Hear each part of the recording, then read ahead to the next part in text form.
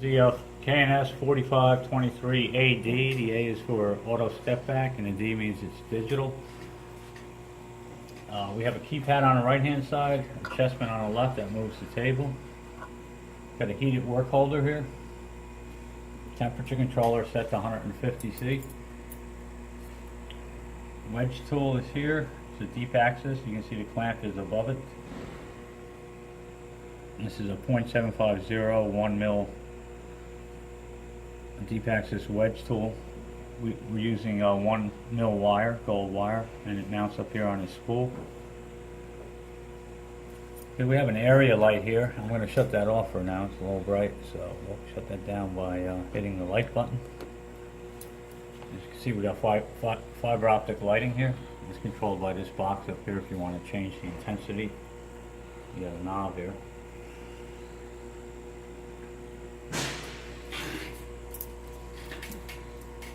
Okay, just to explain some of these buttons here, we have a clamp open and close. That's for your wire clamp, which sits above the wedge tool. It just opens a very slight amount to allow the wire to slide through it. You have a test button for your ultrasonics. You can see it lights up. It tells you that your wedge tool is tuned. We have a setup button. It's explained in the manual that you'll receive what that does exactly. And we have a reset button here. That'll reset your machine. And you can see we have an LCD panel there, and it's showing that we're initializing on a reset. And you can see that the stage is moving forward and back. That's our auto step back. And then we have a high reset button if you want the tool to lift higher.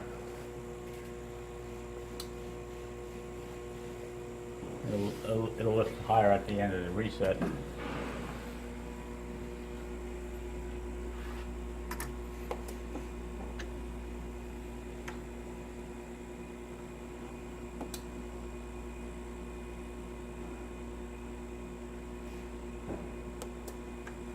Okay, now this is a belt that just drives your head up and down.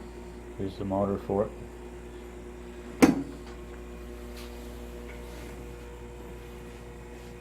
Alright, I'm going to go to load first.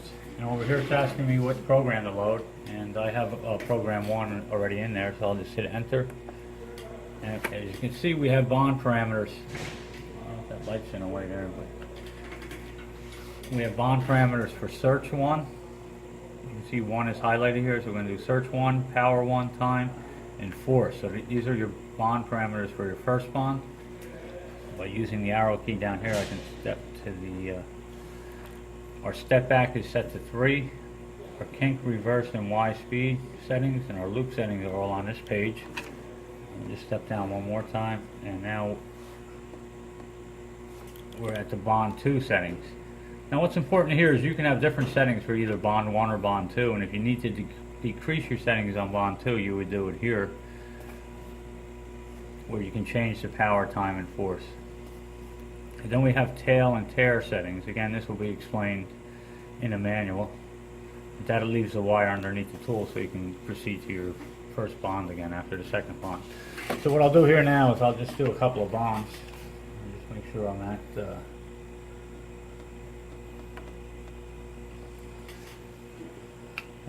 by using our chessman, we're going to press the right side button. That'll bring us to our search 1 setting. Height, and as you can see, the head moves down. We're close to the area where we want to bond.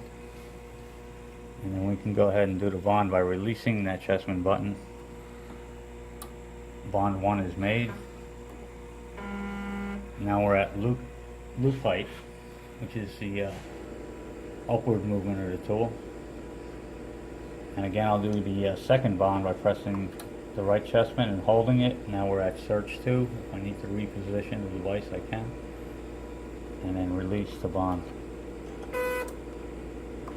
You can see that it automatically steps back.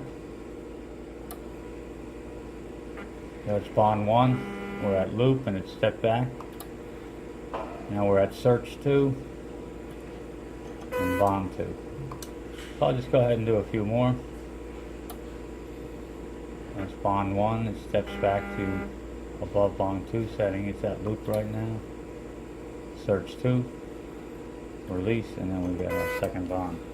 Now in order to do a manual bond, we'll be using this lever here, but it's not in manual mode, so what we need to do is put it into manual mode by hitting the manual key here. You can see that the light turns on, and now the head will move along with the manual lever here. So I'll use the same parameters I have here set in program 1, and I'll go ahead and do a couple of manual bonds. And this allows you to control the movement of the Z head a little more accurately. There's no step back there, and you need to manually step back, and then you can make your bond too. So again, you bring it down, do a bond 1, step back, you're at loop height now, and then you bring it down and make your second bond. So this is our manual bonding. Again, you have a little bit more control of the Z head movement. Alright, I'm going to demonstrate how I'm going to allow a first bond to occur and then cut the wire in between at the loop height. I'll leave it in manual. What I'm going to do here is I have a program saved in program 4, so what I'll do is hit the load button. It's asking me what program I want to load by the flashing cursor there, and I'll just step up to 4, hit enter, and we'll quickly look at these parameters. So we have a search, power, time, and force for our bond 1. So this is our bond 1 parameters. And then what I did here is I change it or not.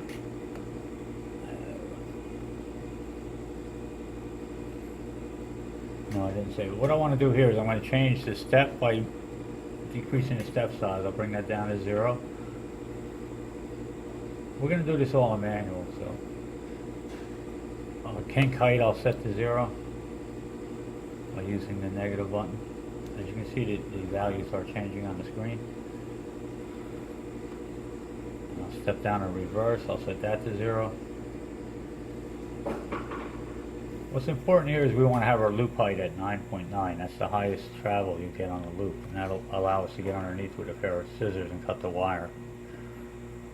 And then we'll just set this down to 0, the Y speed.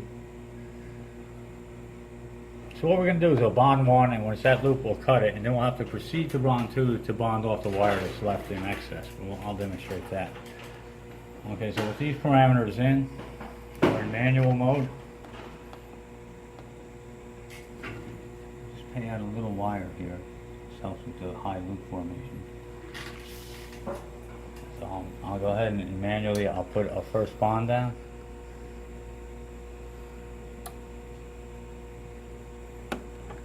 As you can see, it's very difficult to see, but there is a wire that's still attached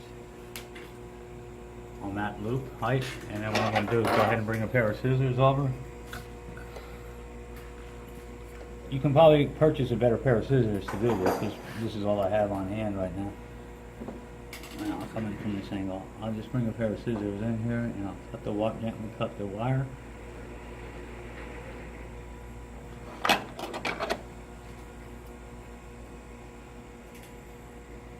And then what I need to do is fix this wire here so that I can go ahead and bond off.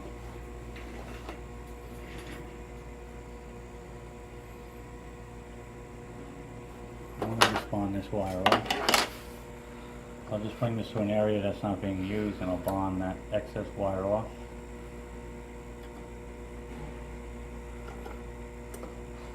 Okay, let's try it again. I'll go ahead down and do bond 1.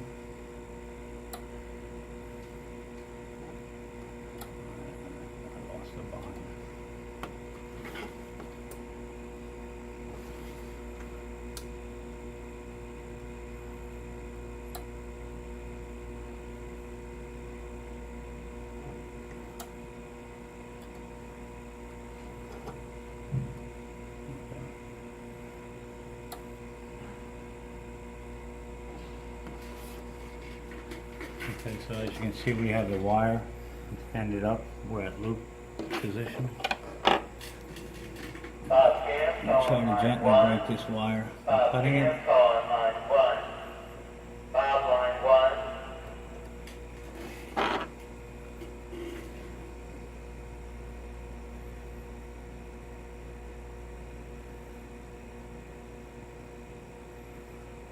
Yeah, this is not the best pair of scissors, but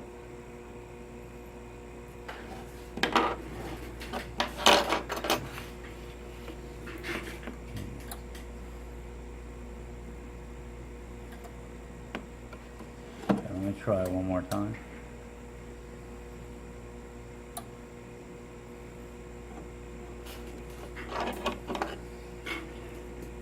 Let's get this out of the way.